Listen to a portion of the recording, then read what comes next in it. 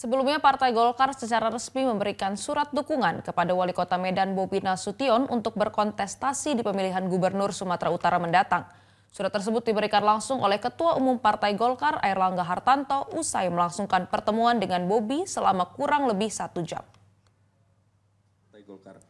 Pertemuan Bobi Nasution didampingi Wakil Ketua Umum Partai Golkar Ahmad Doli Kurnia serta ditemani mantan Wakil Gubernur Sumatera Utara yang juga merupakan Ketua DPD Golkar Sumut, Musa Rajesah.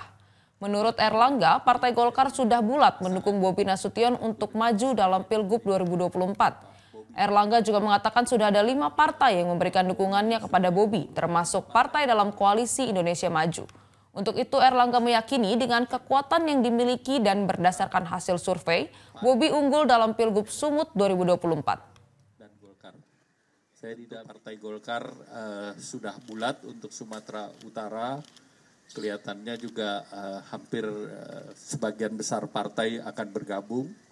Sehingga dengan kekuatan yang ada dan berdasarkan hasil survei yang dimiliki oleh Partai Golkar, insya Allah yang didukung Partai Golkar ini posisinya unggul. Apalagi nanti kader yang mendampinginya juga harapannya tadi kami bahas tokoh-tokoh muda juga. Jelajahi cara baru mendapatkan informasi. Download Metro TV Extend sekarang.